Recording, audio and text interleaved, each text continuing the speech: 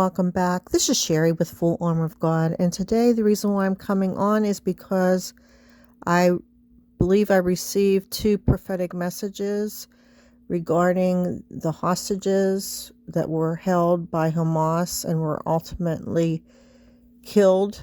And there's some horrific details that was stated in a video that actually came into my feed yesterday about what took place with some of these hostages. So I'm going to give you what I heard, the 2 terms that I heard, and the times and the relationship to Strong's Concordance, and then I'm going to play the video. So the first one that I heard, well, actually, this is the one that I heard in December. I heard one in December and one in November.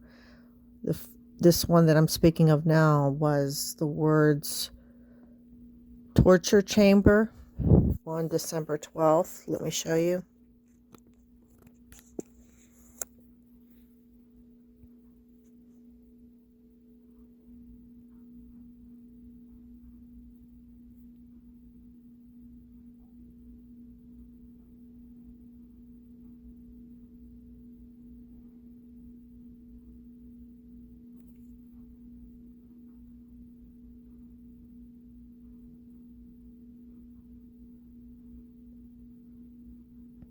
And I heard it at 10:58 p.m.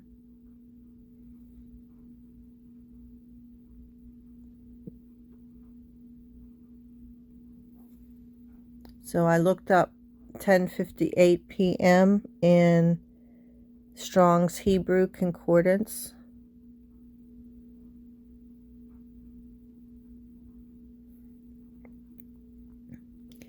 And it's the word baka. And the definition means to weep, bewail. And some more of the meanings of how dreadfully the weeping is are listed under the NASB translation. Bewail, crying, mourn, sob, weep, weep not at all, weep continually, weep longer, weeping, weeps bitterly, wept, wept bitterly. Okay, so it sounds like the type of weeping that you would have when you're in severe grief over something horrific that took place. And it actually led me to the book of Esther. Esther chapter 8, verse 3.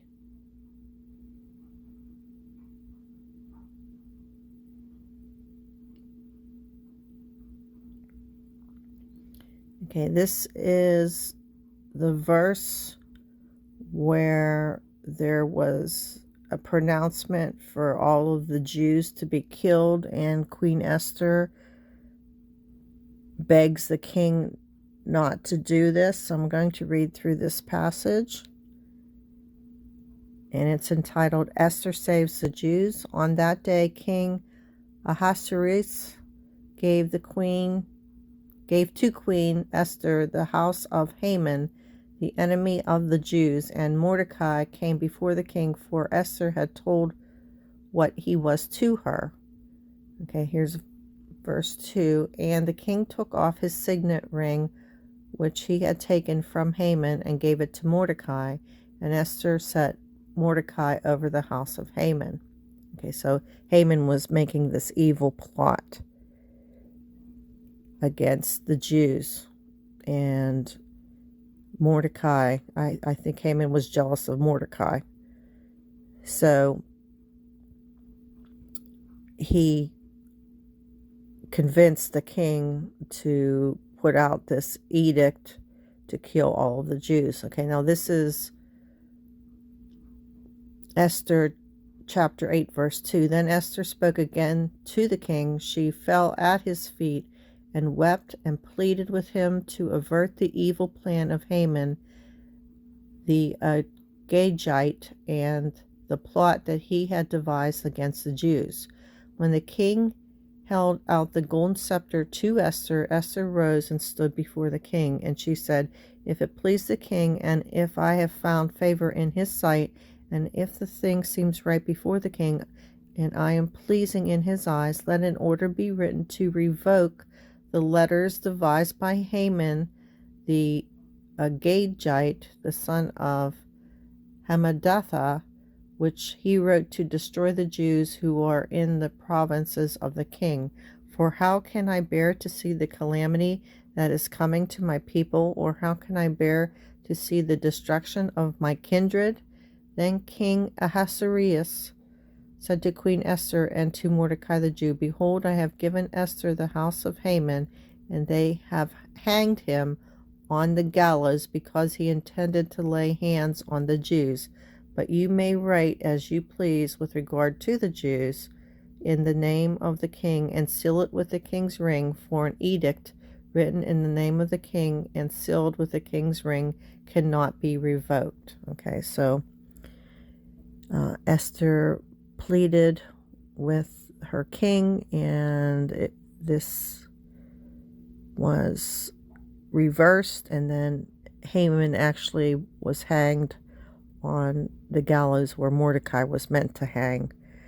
So, and Esther was actually raised by Mordecai. I believe he was her uncle, because she was an orphan, her parents were killed. Okay, so, and I believe this has a lot of significance to the video I'm going to show you in about a moment here. But the next term that I heard was atrocities, and I heard it back on November the 18th.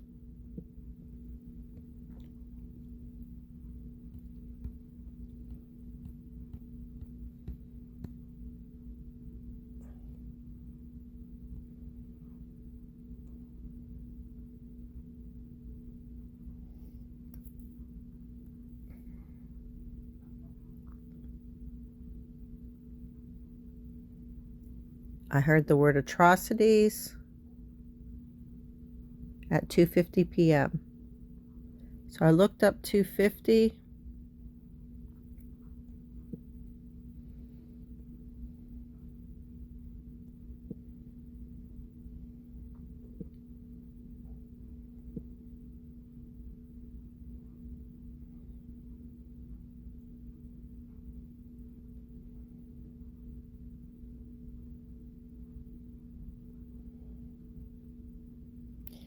And it's the word aloe,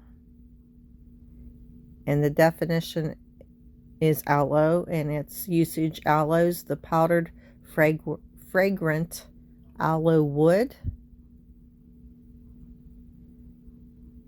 And that led me to scripture, John chapter 19 verse 39.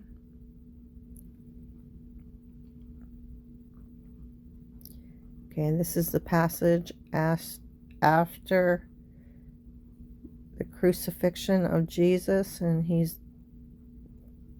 he dies on the cross, and what they do with his body after he's dead.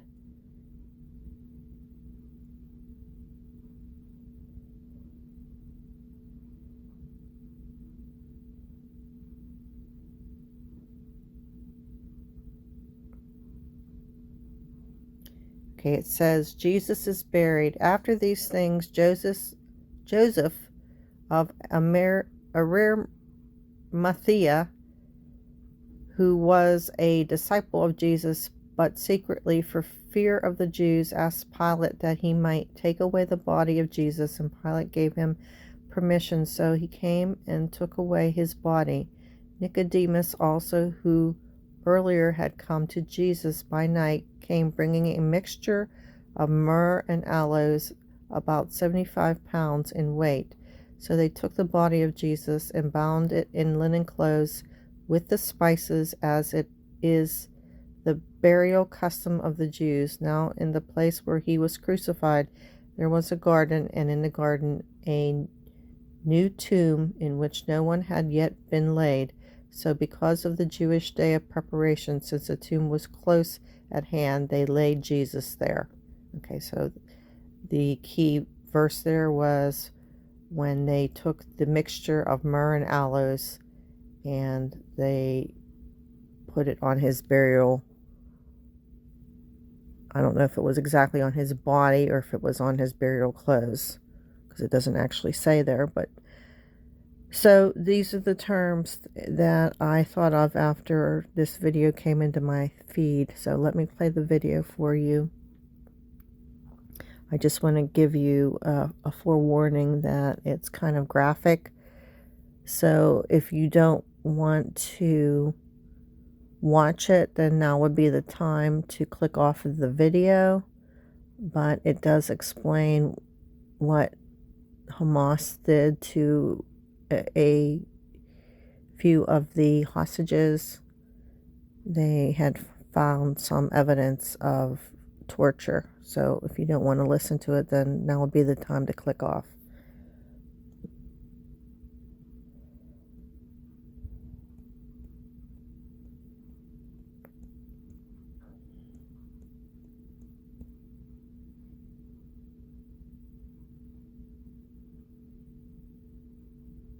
Henrik, a spokesperson for the Israeli Prime Minister's office. This is day 84 of the October 7th war. We begin with our latest figures. Since Hamas launched their murderous attacks against Israeli citizens on October 7th, over 13,000 rockets have been fired at Israel. 2,000 of those rockets landed within Gaza, causing tremendous destruction within the Strip. This morning, the IDF death toll increased from 501 to 502, following the death of 33-year-old Captain Harel Shavit. We send Harel's friends and family our heartfelt condolences. 129 hostages are currently held by terror groups within Gaza, including now 23 hostages who have been killed while in captivity. We learned yesterday that one of the hostages, 70-year-old Israeli-American Judith Weinstein, has been slaughtered by Hamas following her abduction. Judy's husband, 73-year-old Gad Haggai, was murdered by Hamas on October 7th. His body is also being held by the terrorist regime. President Biden expressed his devastation at this horrible news, and we call on more world leaders to join us in bringing home each and every hostage. If you stand for human rights, international law, and basic decency, you should be enthusiastically echoing our call. Bring them home. Prime Minister Netanyahu met yesterday with the families of 28 hostages and reaffirmed that the Israeli government is engaging in round-the-clock efforts to secure the hostages' release. While much of our efforts to release the hostages are extremely sensitive and thus not fit for public disclosure, our promise is clear. No one will be left behind.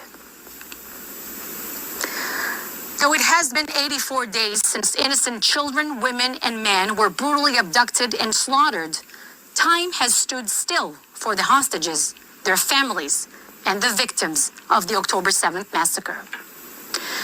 Just yesterday, we heard chilling testimony from 21-year-old Mia Shem, who was held by Hamas terrorists for 55 days after being abducted from the Nova Music Festival. Mia describes being brutally kidnapped, undergoing surgery at the hands of a veterinarian without anesthesia, and being hidden in a family's home with the family's full knowledge and participation. More details of her account will be revealed later tonight. Also yesterday, the New York Times published a horrifying, almost unbearably explicit article describing Hamas's use of rape and genital mutilation as a weapon of war. The Times' ongoing investigation has established that sexual violence was not the exception, but was instead the rule in Hamas's barbaric attacks. We look to all women's rights organizations, and especially to UN Women, and wonder if this bombshell article and its excruciating detail will catch their attention. We remind you that it took UN women 55 days to condemn Hamas's use of rape as a weapon of war. Unfortunately, they're still dragging their feet, failing to fire their Deputy Chief of Peace and Security, Sarah Douglas, after she violated the UN's own code of conduct. As you may recall from our earlier briefings, Douglas had endorsed over 150 pro-Hamas tweets since October 7th. It is not enough for UN women to merely recognize these violations. We call on them to cut ties with Sarah Douglas immediately, entirely, and indefinitely. Israeli women are tired of begging for the minimum levels of sympathy from the organizations who purport to stand for us. Enough is enough. Do your job. And now for a brief humanitarian update. This past Tuesday, Wednesday, and Thursday, the UN requested that we close the Kerem Shalom crossing for aid inspections due to congestion on the Gaza side. Israel continues to have excess capacity for the inspection and passage of aid trucks into Gaza, and we place no limit on the amount of humanitarian supplies which can enter the strip. Suggesting otherwise is a fallacy. Unfortunately, though we have emphasized this message for weeks now, it is clearly not getting through.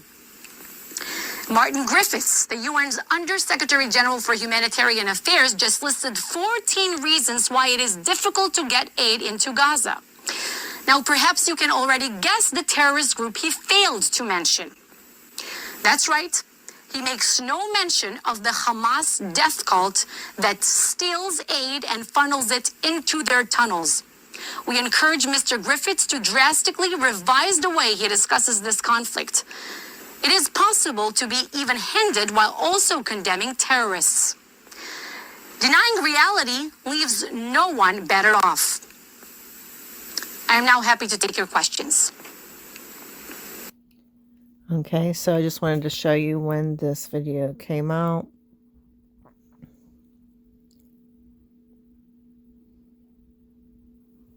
It says 1 day ago, which would have been December 29th, since I'm recording this on December 30th.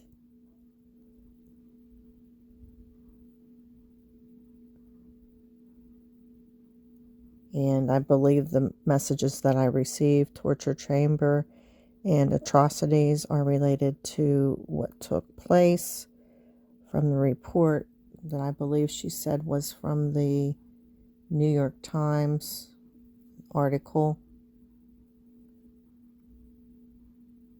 But I do not see a link here for it. So you might want to look that up for yourself.